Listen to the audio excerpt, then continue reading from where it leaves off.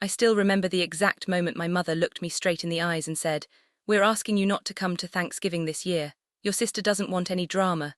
That one sentence shattered something inside me. I wasn't being excluded because I had done anything wrong. I wasn't being asked to stay home because I had started arguments or caused scenes. I was being erased simply because my older sister decided my existence made her uncomfortable. The worst part. My parents agreed with her without even asking for my side of the story. Then, just when they thought they had successfully pushed me out of the family, one single letter arrived at their house. That letter exposed years of lies, favoritism, and manipulation they had ignored. It changed everything. Some people say revenge is loud, but sometimes it's just ink on paper. So tell me honestly. If your own parents banned you from Thanksgiving just to keep your golden child sibling happy, what would you have done?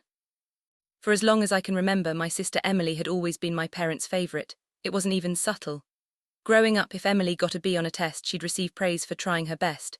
If I brought home straight A's, my parents would ask why I didn't get extra credit. Emily forgot chores, she was tired. I forgot chores, I was irresponsible. Emily wanted expensive dance lessons, private tutors, and vacations with friends, and somehow there was always enough money. When I needed help paying for college textbooks, suddenly money became tight. I spent years convincing myself I was imagining it because no child wants to believe her parents love her less. Despite everything, I kept trying.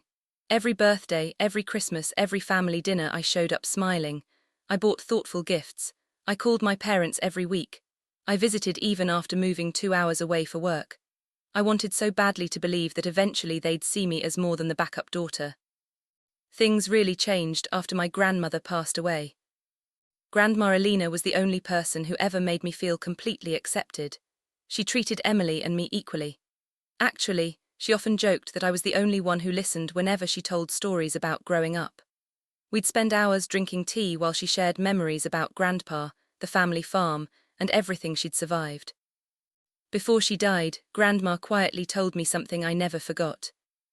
She squeezed my hand and whispered, "Never let anyone convince you that you're less valuable than they are." At the time, I thought she was simply giving me life advice.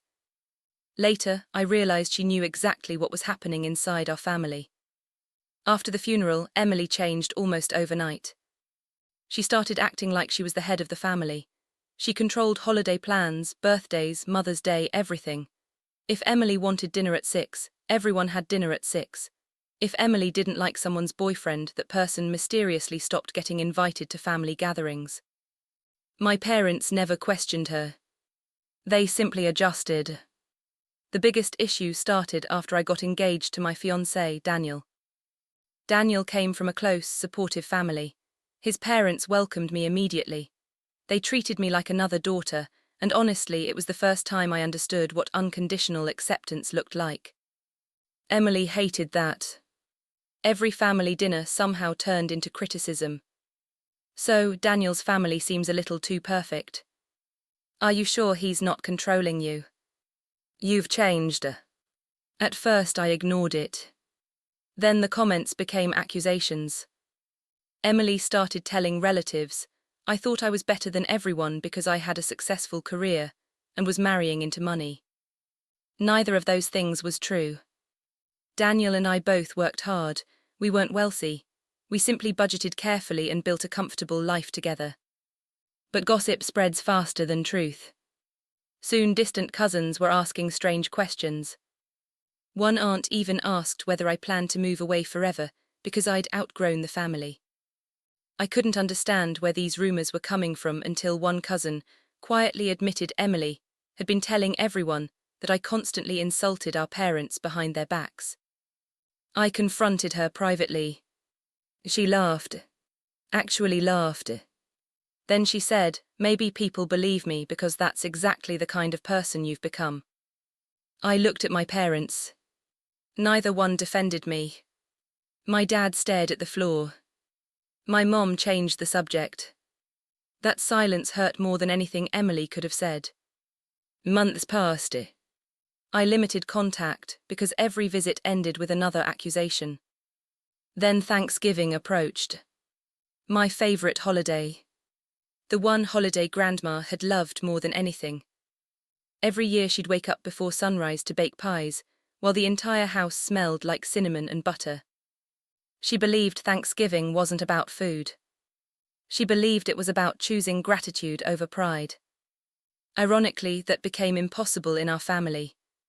A week before Thanksgiving, my mother called. Her voice sounded unusually careful. She said Emily was under a lot of stress. Apparently, pregnancy hormones were making everything difficult. She said Emily wanted a peaceful holiday. Then came the sentence that changed everything. "We think it's better if you skip Thanksgiving this year."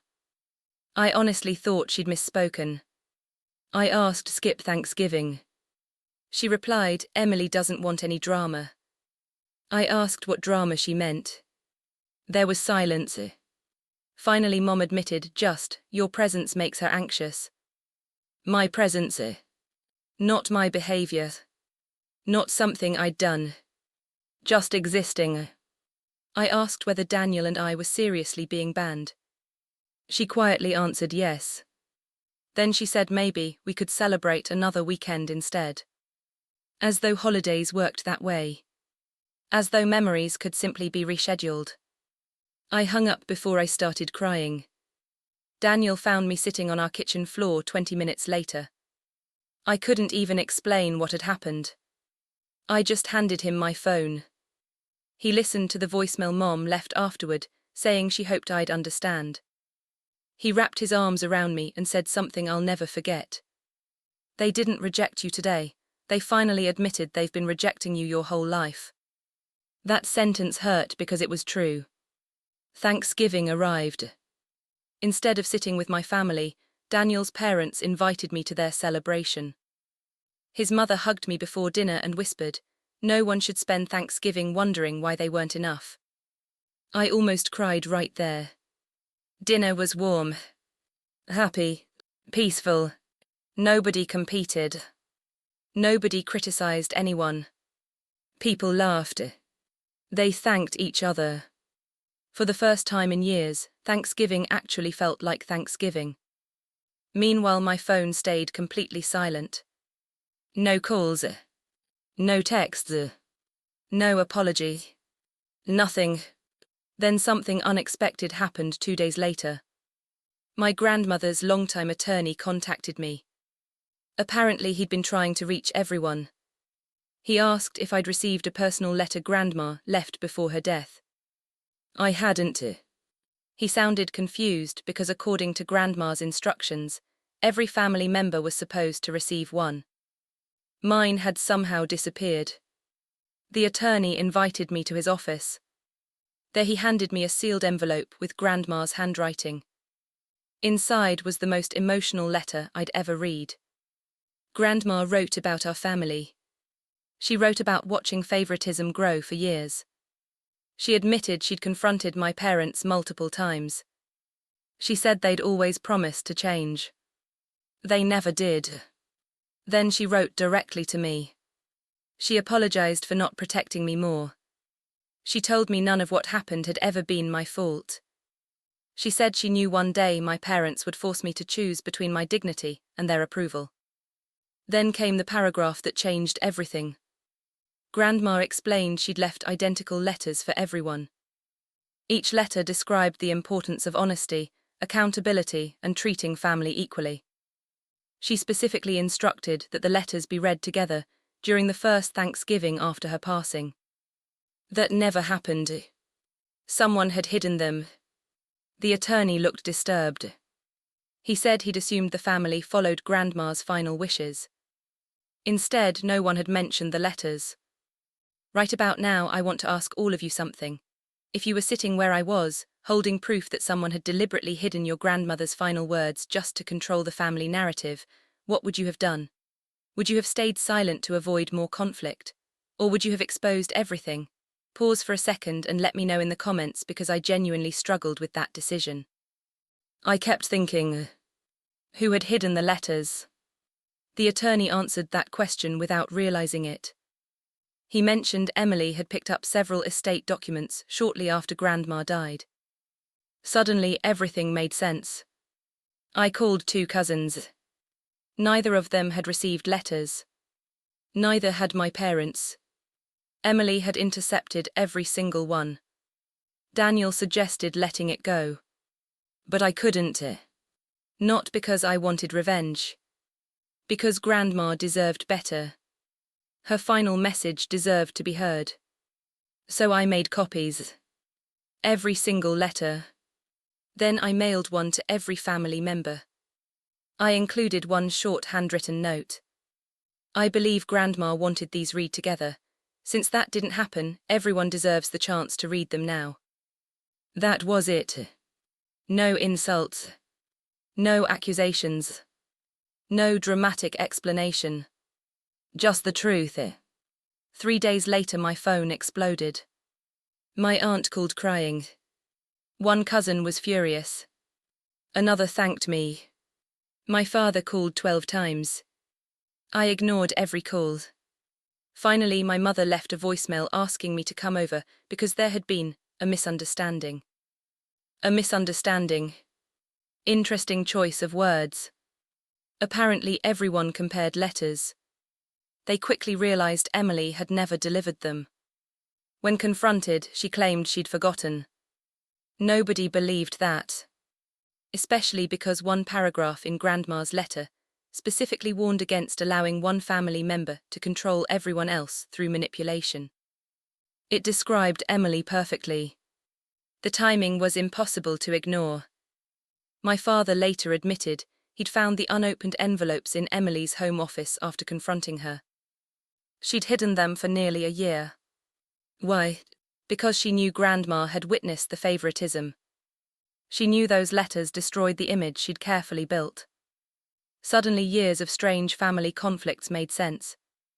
Relatives realized Emily had been rewriting conversations, editing text messages, twisting stories, turning people against each other. She wasn't simply dramatic. She had been orchestrating division. My parents finally saw what everyone else had started noticing years earlier. They came to my house together. Neither looked like themselves.